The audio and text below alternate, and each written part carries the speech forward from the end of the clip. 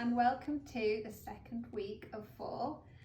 So the bit that I suppose the element that I'm really excited about this week, because there's always tends to be something in our boxes that I really kind of focus on as the hero flower. And for us this week, it is Chico's Antique Hydrangeas. I don't know if you remember back in the summer when we used the David Austin garden roses, and they were from Chico in Sonoma, so at the Annadel Winery. He has a big kind of flower farm there, and he grows the David Austin roses. Come fall, he also grows antique hydrangeas. So these are really interesting to me because they have like very vibrant, well, very variegated, colour tones. And they also dry really beautifully. So one of the things about these that I do want to say really clearly is the dunking initiative that we were doing with the Verberna hydrangeas. Don't do that with these. They won't respond at all. In fact, what you want to do with them is just let them dry out, and then we can keep repurposing them up until Christmas and using them in all of our fall arrangements. So these are really special. Then we have a ranunculus in a nice plum colour tone. We have a couple of roses, a couple of chrysanthemums, some gunni eucalyptus, and some grevillea. So the greens this week are from a farm down in San Diego. And what we're starting to see is like the introduction of these like silvery colour tones for eucalyptus. And then I love grevillea because it has, at this time of year, it's kind of green and bronze, so it has this kind of rustic kind of shimmy to it. And these will both last for a really good amount of time. So you want to start by just taking the pieces of gunni, giving the ends a fresh cut. If you have any longer pieces, you might want to cut them. I don't think I have any here actually, but you might have a piece where you have like a couple of pieces on one branchy stem, and you can kind of cut them into multiple pieces. And then we're going to put these in first and just decorate the perimeter of the vase. It is useful to just strip any leaves that are going to fall below the waterline, because they've got such small leaves on them that they will shed, and then it just makes the water really grimy and yucky, and it means that the flowers don't last as long. So it is really nice if we can just make sure we have clean stems. So just keep working your way around the perimeter like this. And it is nice as well, it's a bit hard to do this from back, but to have a look and make sure that kind of the width on either side is quite balanced, just because otherwise it will kind of feel a bit out of proportion. So once we've added in the gunni, we're going to take the grevillea, and you might want to cut these pieces into shorter pieces. And then you can use both ends, like the top end and the bottom end of the pieces, and just use those to kind of go inside the eucalyptus. So you want to just blend them in between. Brings a really good amount of texture.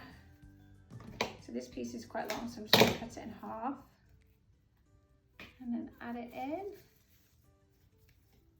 and do the same. I have quite a lot of this actually. You might not necessarily need to use all of it. I'm going to stop there. If we want to add in any of the other pieces, I can put them in at the end, but I think it's pretty full for now. So the Antique Hydrangea, so a couple of things about these. You might notice that they're starting to dry out in the underlayers a little bit already. That's really normal. And I think the beauty of these is that they have like this really kind of broad colour tones, from like greens to pinks to more deep burgundies. but they do dry really nicely. And I personally think they just really represent the epitome of fall, just because they take up a lot of space obviously, but they also just have such a great colour tone. But they are grown, you know, in an organic environment, because where Chico grows all of his flowers, he has to stand by the David Austin standards for flower growing, because which means everything is picked by hand, which means he doesn't use any pesticides. So you might notice some like browny dried leaves. You can pull those out, but also they tend to be underneath, so you can just keep them on there as well. You won't notice them, but obviously over time the whole thing is going to dry out beautifully too. So with the chrysanthemums, just strip the leaves from the stem and then just add them in anywhere you want really. You're kind of using them to break up the hydrangea.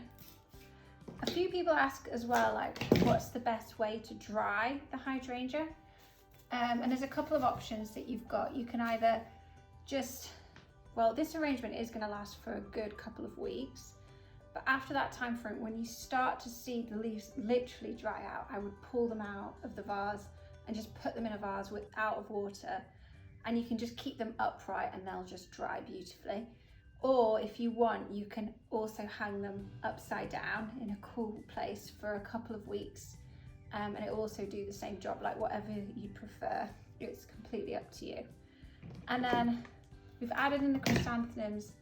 With the ranunculus and the roses, I mean, really these are secondary flowers and they're designed to just give a bit of contrasting colour, and also texture, and to really kind of sit in between the hydrangeas. So make sure you strip any leaves off the roses and then just use them to fill in space, really.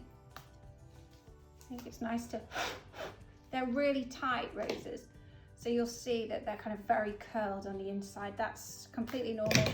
You'll expect them to open up in a couple of days, and then they'll just keep unraveling throughout the week. So that's a wrap on our DIY video for this week. Couple of things. Number one, if you haven't already joined our Matilda's Flower Club Facebook group, do join it. It's a great community. We all kind of participate in sharing our arrangements, and if you have any specific questions about a flower or drying the hydrangea or anything in that space, it's like the place to go to get like those questions answered. And my second kind of, it's more of a thank you really, to say thank you so much from me for supporting us this week with Chico's Antique Hydrangeas. I hope you love them in the arrangement fresh, and then obviously the process of drying, and then the benefit of repurposing them throughout the next couple of months. Have a fantastic week, and I will see you next week.